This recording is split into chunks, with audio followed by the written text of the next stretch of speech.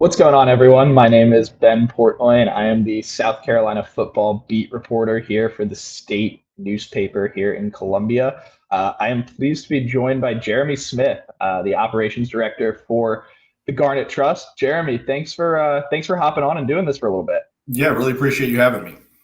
Definitely. So we're going to get into a little bit of NIL talk, obviously with your role with the Garnet Trust and kind of what all that entails, what it's like managing the NIL space, all that kind of comes with sort of the craziness that is NIL in this day and age. But I guess let's just start sort of at the top.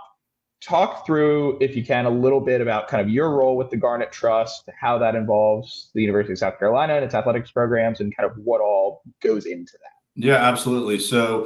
I started back in late July of 22. Garnet Trust has already been established. They started in November of 21. The folks leading it asked if I could come on board and kind of pick up where they left off. They did a fantastic job of building some sound infrastructure. So I spent the bulk of 2022, basically throughout the football season, the fall sports season, really trying to build out a plan to keep us on a sustainable model.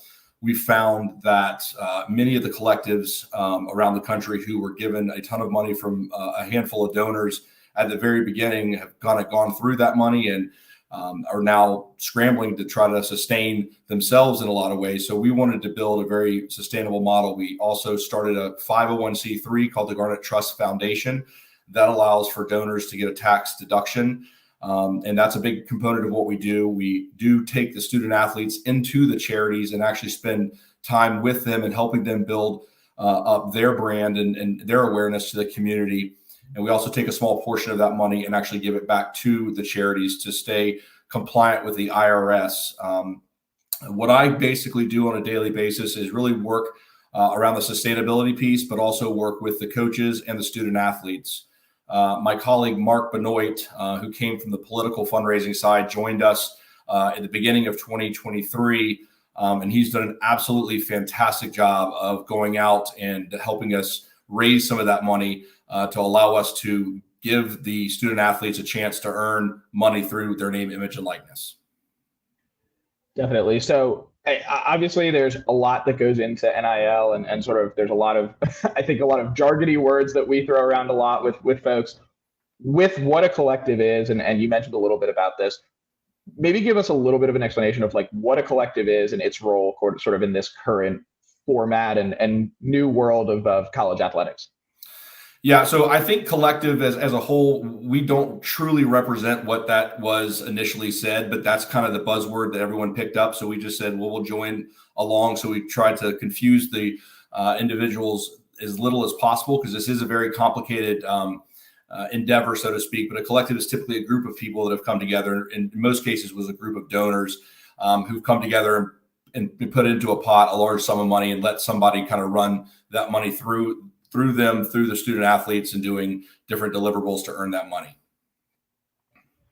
And so, in terms of the day to day, you touched on it a little bit with Mark. What has been maybe some of the things that you guys have learned over this first now year, 2 years of the Garnet Trust existing? What's it kind of been like, managing the day to day, and what does that kind of look like in practice as well?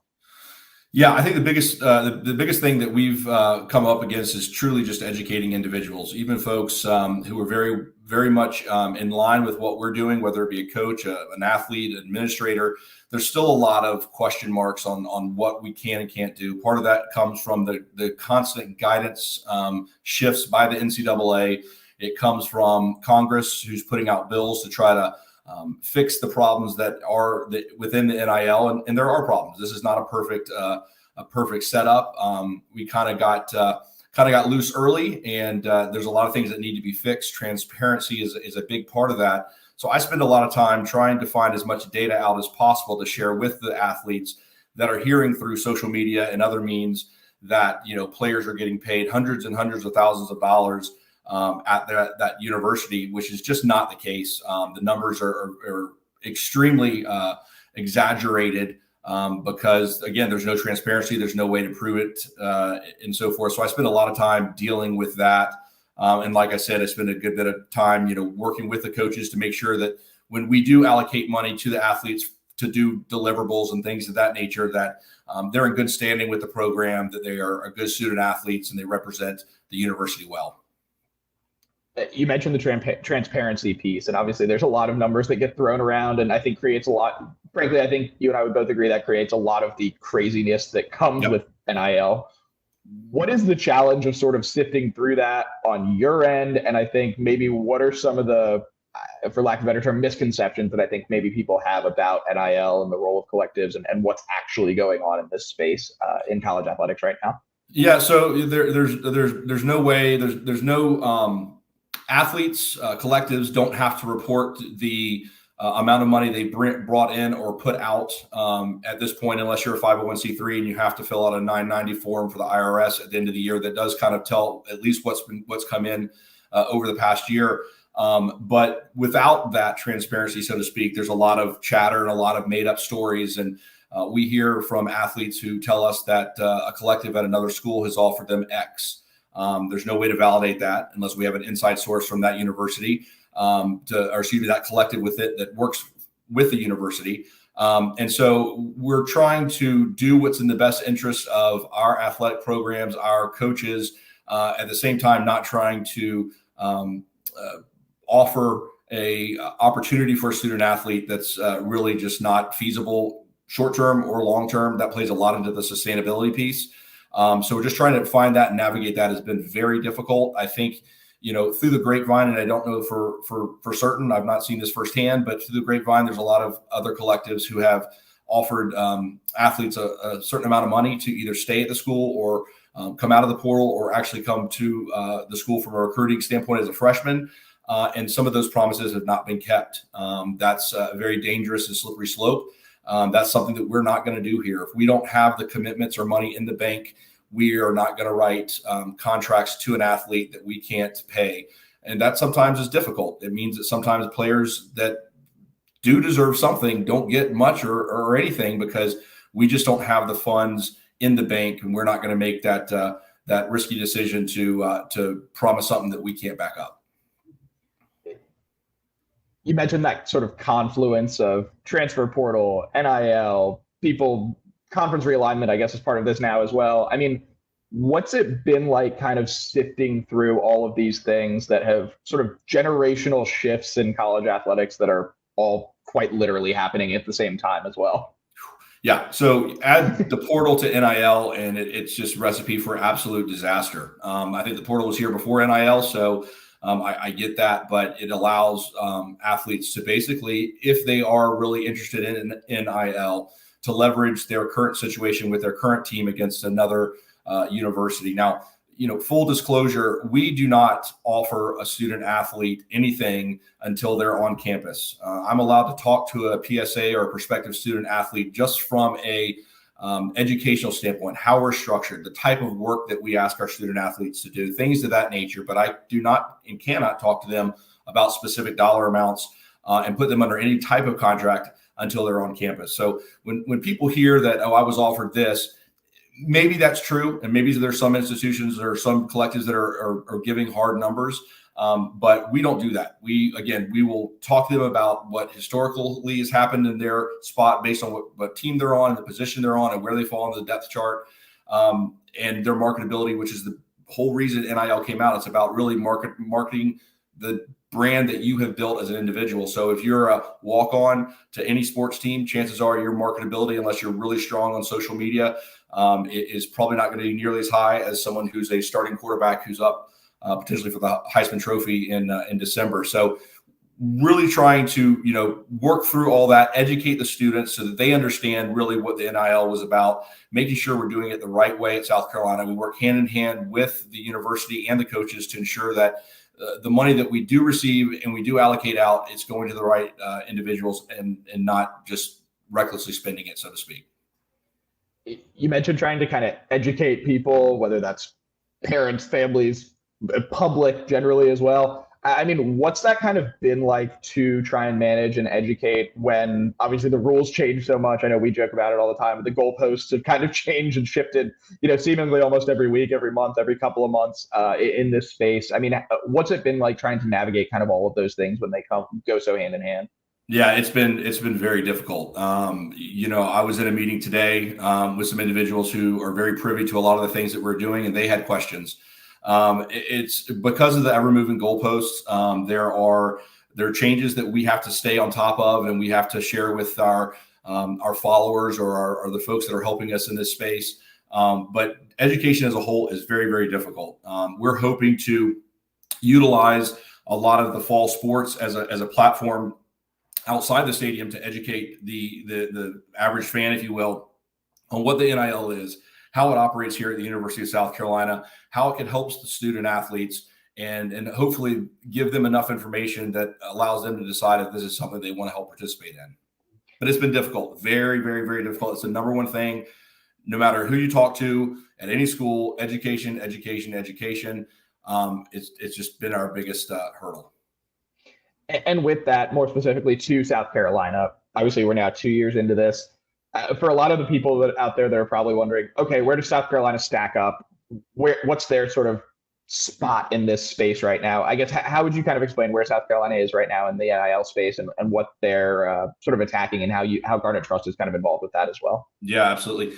The answer of fact is no idea. We truly, because there's no transparency, we don't know. But from what we've gathered from other resources, from other third parties not attached to other schools, collectives, et cetera, I would say we're in the bottom quarter overall of the SEC specifically, and also our in-state rival. We are definitely a little bit behind. Now, with that being said, it has been a blessing in some ways because we've been able to learn from the other schools' mistakes. They had a lot of money. They spent it fast. They're having trouble recouping that money. We had a little bit of money early on. We're getting a little bit better now. We've been spending it more diligently. We've been building out opportunities to be more sustainable that doesn't ask the donor every single year for money, money, money. We're partnering with businesses. We're doing a lot of different things that corporate America can really help us sustain, which is where this needs to go if it's going to be around for a long time. But I would say overall, we have some work to do. And I believe that we have the fans and the commitment to South Carolina to help us get there in the short term. You mentioned sort of that we've talked about the education piece. We've talked about, working to get in a better spot. How much of it comes with, say, in this day and age, right? Or excuse me, in previous days and ages, you said, hey, okay, facilities are the shiny new thing. Right. In this day and age, it's, hey, you can help sponsor a player to do this event or this autograph signing or something.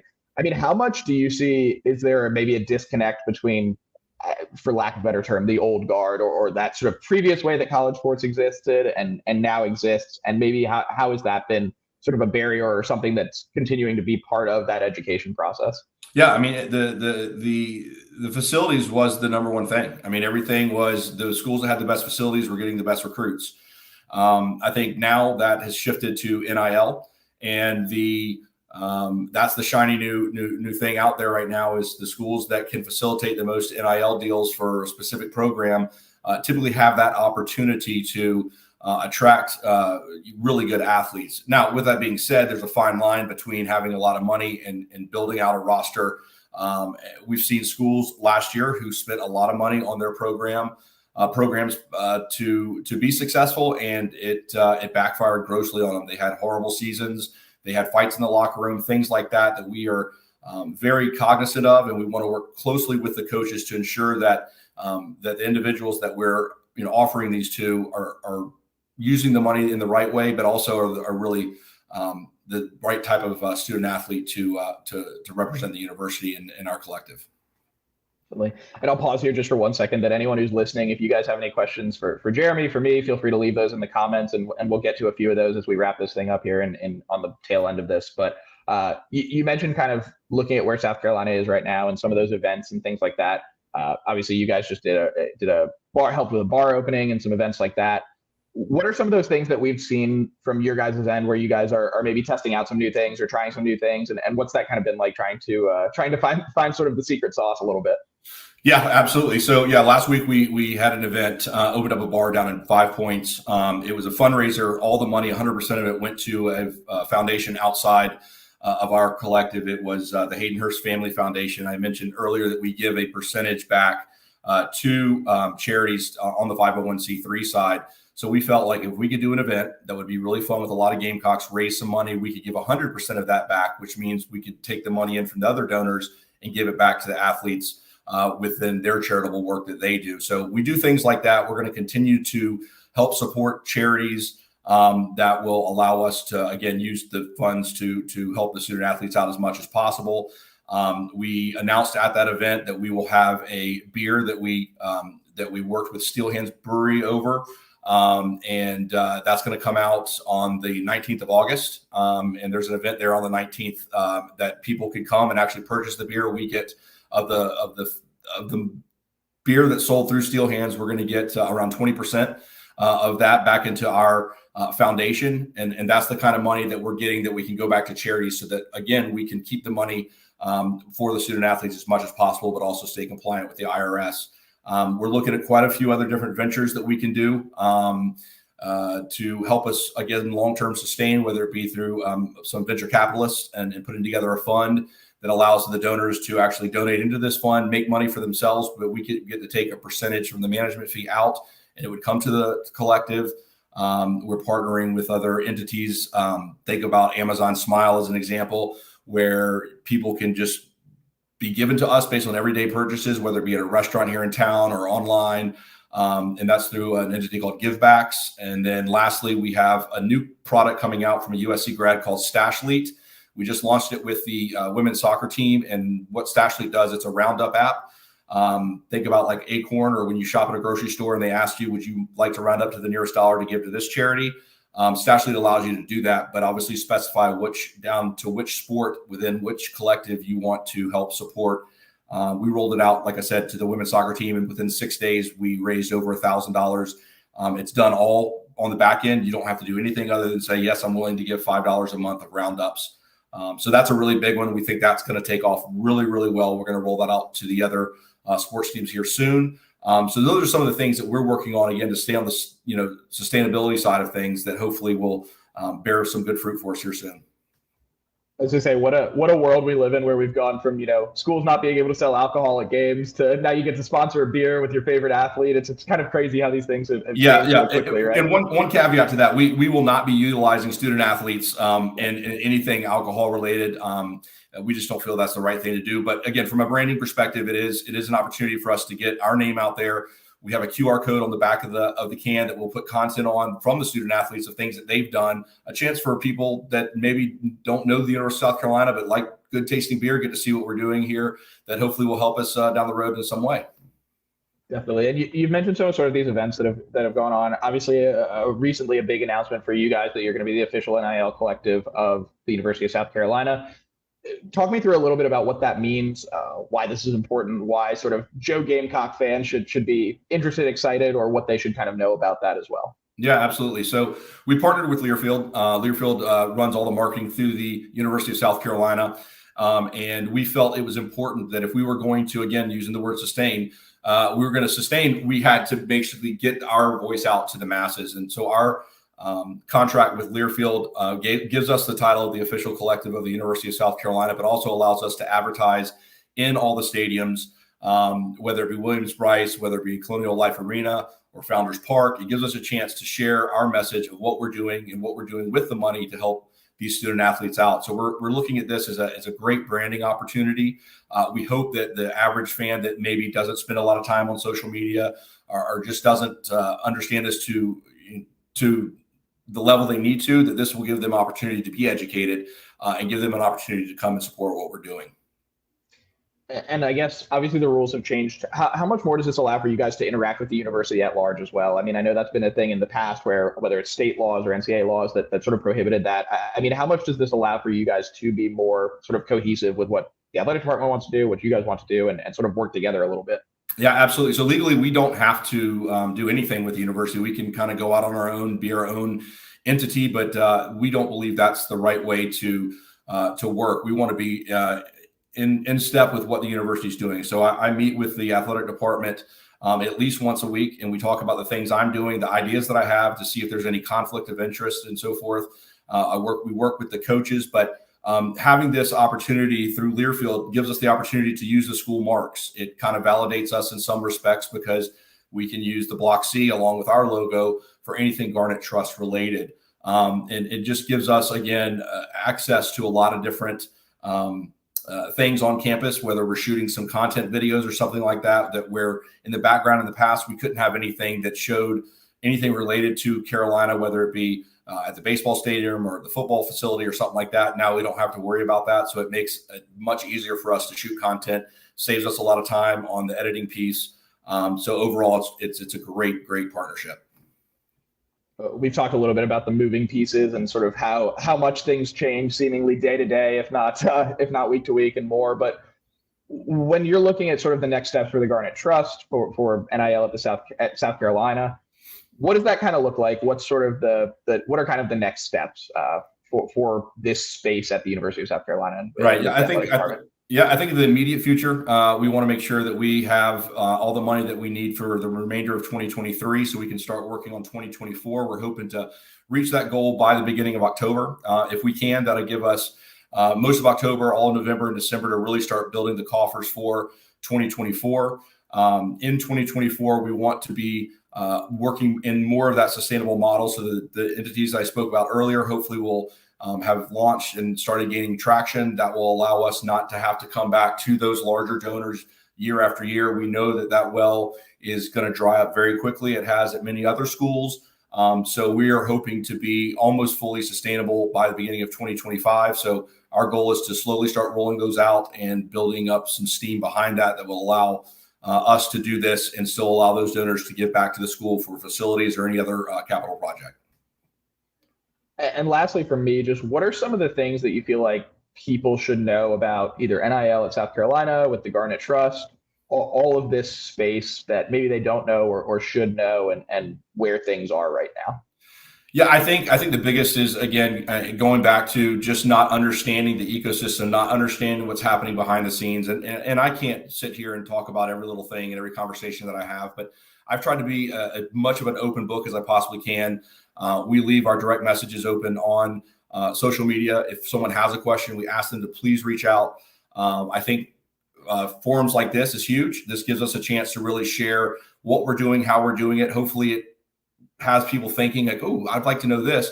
Want to continue those conversations. We're going to try to do a lot more of that throughout the fall to try to give these individuals a better taste of what we're doing from the NIL perspective. We also have a radio show on 107.5 The Game on Tuesdays and Thursdays from 10 a.m. to 11 a.m. And we use that forum to not only bring athletes in, but talk about the NIL, talk about how it's impacted their lives. There's some wonderful stories out there. There's some unbelievable things that these kids are doing with their money, giving it back to charity, helping their family, paying off a sibling's tuition somewhere, for like a lot of students, it's actually paying off their tuition because not all sports at University of South Carolina are fully funded. Baseball being a huge one. A lot of people think baseball gets fully funded and they don't. They only allow 11.7 scholarships. So every single player on the field is paying some level of tuition. So the NIL money these players earn 9 out of 10 times is going right back to pay off their tuition. Jeremy, that's all I had for you. Anything else you want to add? Anything else we missed, or anything else you want to plug while we're wrapping up here? No, Ben, really appreciate you having me. This is not a perfect world. There's definitely going to be some steps in it along the way, but we hope that the fans understand that we do have the best intentions in mind. We do work closely with the coaches. The decisions we make are being blessed by the university and by the coaches, and just hope that we can continue to have an open dialogue. And if someone wants to reach out, we're more than happy to do so. You can always email me at info@garnettrust.com or reach out to us on social media. We would love to interact and share as much as we possibly can to help you better understand what the NIL is doing.